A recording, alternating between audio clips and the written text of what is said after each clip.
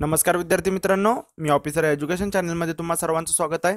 आज आपण 29 जानेवारीच्या इम्पॉर्टंट अशा चालू घडामोडी कव्हर करणार आहोत। तर लेक्चरला सुरुवात करण्याआधी ज्यांनी कोणी चॅनलला सबस्क्राइब केलेलं नाही त्यांनी खाली सबस्क्राइब नावाचं बटन आहे, त्या बटनवरती क्लिक करा।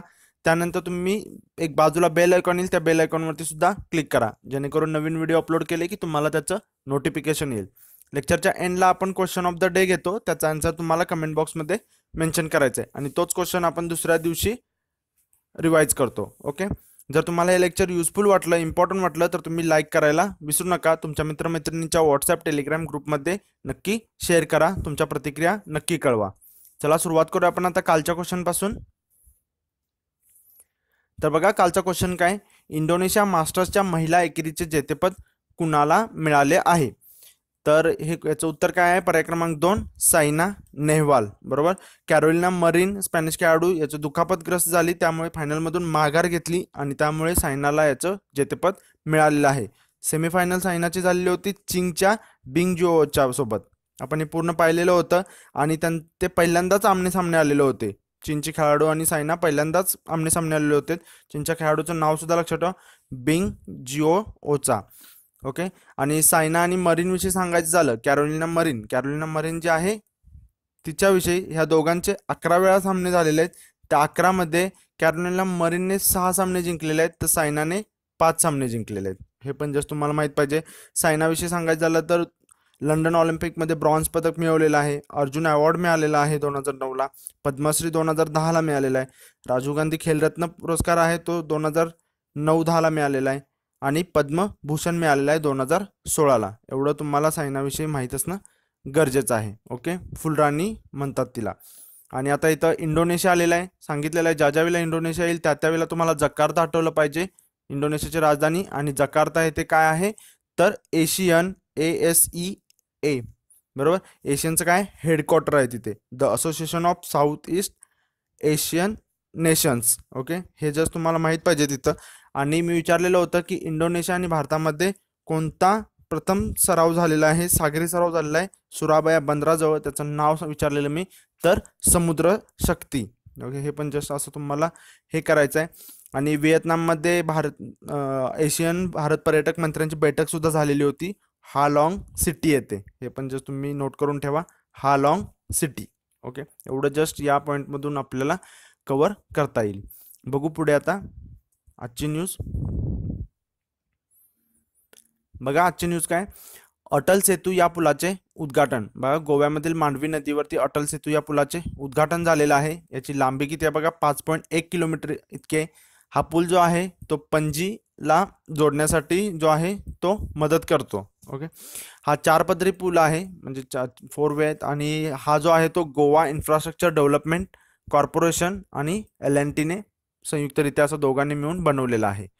ओके, आणि ही जी मांडवी नदी आहे ती गोव्यामध्ये वाहते, मात्र प्रत्यक्षात कर्नाटकमधील भीमगड येथे जवळ 30 सरीच्या समुद्रापासून तिचे पात्र बनलेले आहे। कर्नाटकातून 35 किलोमीटर, गोव्यातून 52 किलोमीटरचे अंतर कापत ती परत जाऊन अरबी समुद्राला मिळते। जस्ट एवढं तुम्हाला माहित पाहिजे, कर्नाटक, गोवा आणि महाराष्ट्राला तिचं पाणी मिळतं, मांडवी नदी।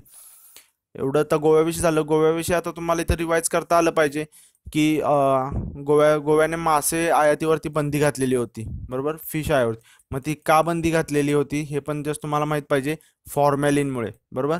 तर फॉर्मॅलिनमुळे का घातलेली होती की फॉर्मॅलिनमुळे फॉर्मॅलिन वापरलं जातं मासे प्रिझर्व करण्यासाठी, पण त्याच्या जास्त वापरामुळे काय होते की कॅन्सर उद्भवला जातो, त्यामुळे गोव्यामध्ये मासे आयातीवरती बंदी घातलेली होती। ओके, आता गोवा आलेलं आहे, तर गोवा आले की तुम्हाला डायरेक्ट आठवलं पाहिजे इफ्फी, बरोबर, international film festival of India, भारतीय आंतरराष्ट्रीय चित्रपट महोत्सव। हा जो कुठे होतो तो गोव्यामध्ये होतो, हा दरवर्षी गोव्यामध्येच होतो। याच्या आधी तो वेगवेगळ्या ठिकाणी झालेला आहे, पण 2004 पासून 35व्या एडिशन पासून इफ्फी गोव्यामध्ये आयोजित केलं जाऊ लागलेलं आहे। इफ्फीचा फुल फॉर्म सुद्धा तुम्हाला माहित पाहिजे, international film festival of India. ह्याचा जो पहिला महोत्सव होता तो 1952 साली झाला होता, बरोबर। त्यानंतर मग तो मद्रास, दिल्ली, कलकत्ता अशा वेगवेगळ्या ठिकाणी झाला, पण नंतर जो आहे तो 35व्या एडिशन पासून गोव्यामध्येच आयोजित केला जातो। तुम्हाला आता याच्यामध्ये क्वेश्चन भरपूर बनू शकतात, फीचर फिल्म कोणता होता, नॉन फीचर फिल्म कोणता होता। तर नॉन फीचर फिल्म विशेषतः लक्षात ठेवायचं आहे, कारण मराठी आहे खरवस, फीचर फिल्म ओलू मल्याळम आहे तो, बरोबर.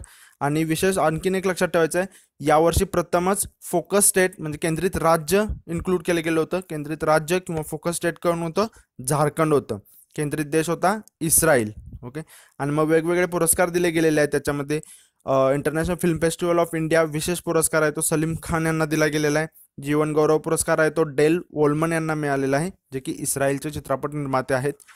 त्यानंतर जो गोल्डन पिकॉक पुरस्कार होता डोनबास या चित्रपटाला मिळालेला होता, जो की युक्रेनच्या लढाईविषयी होता. हे पण जस्ट तुम्ही लक्षात ठेवा. ओके. एवढं जस्ट तुम्हाला याच्यामधून कव्हर करता येईल, म्हणजे तुम्ही रिव्हिजन करू शकता याच्याविषयी. बरोबर. आणि लास्टचा जो होता म्हणजे सांगता जी झालेली होती इफ्फीची, ती सील लिप्स जर्मनीचा त्याच्या थ्रू झालेली होती. एवढं आपण इथे कव्हर करू शकतो. बघू पुढची news. National drink of Pakistan. तर बघा, शुगर केन ज्यूस म्हणजेच काय उसाचा रस आहे, याला नॅशनल ड्रिंक म्हणून पाकिस्तानने डिक्लेअर केलेला आहे. हे कशाच्या आधारे केलेलं आहे? तर ट्विटरवरती एक पोल घेतलेला होता त्यांनी. ट्विटरवरती त्या पोलवरती मग त्यांनी ते डिसाईड केलेलं आहे. ओके. त्यांनी एक ट्विटरवरती इथे दिलेलंच आहे बघा. The announcement came after the government conducted a Twitter poll to decide on the country's national drink with the 2 other options, orange and carrot. Orange आणि कॅरटचं सुद्धा त्याच्यामध्ये 3 मधून एक निवडायचं होतं, तर लोकांनी जास्त प्रेफरन्स दिलेला आहे शुगर केन ज्यूसला. हे दोन जस्ट लक्षात ठेवा, ऑरेंज आणि कॅरट.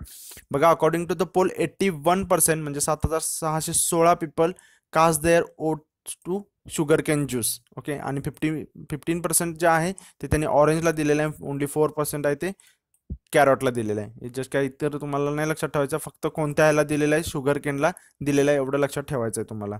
ओके. आणि बाकीचे 2 कोणते होते? आता इथे पाकिस्तान आलेलं आहे, तर पाकिस्तानच्या रिलेटेड जेवढ्या आतापर्यंत आपण न्यूज पाहिल्या त्या तुम्हाला माहीत पाहिजेत. पंजतीरथ पाहिलेलं होतं. इम्रान खान सरकारने पेशावरमधील पंजतीरथला हिंदू धार्मिक स्थळाला या राष्ट्रीय वारसा म्हणून घोषित केलेलं होतं. इम्रान खान आलं की लगेच तुम्हाला आलं पाहिजे 22वे PM आहेत.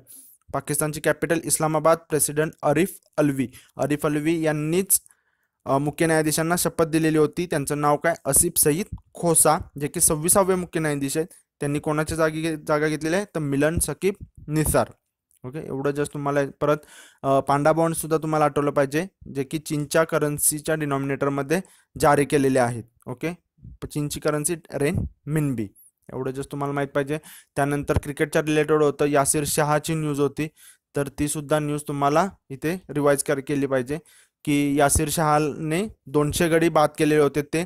आणि आता जस्ट आपण नुकतीच बघितलेली होती, बरोबर, सरफराजला जे होतं ते 4 सामन्यांची बंदी घातलेली होती आफ्रिकन खेळाडूविषयी वर्णद्वेषाच्या वर्णावरून जे त्यांनी स्लेजिंग केली त्याच्यावरती. ओके. एवढा जस्ट न्यूज रिवाईज करणे ते अपेक्षित आहे. बघू पुढे.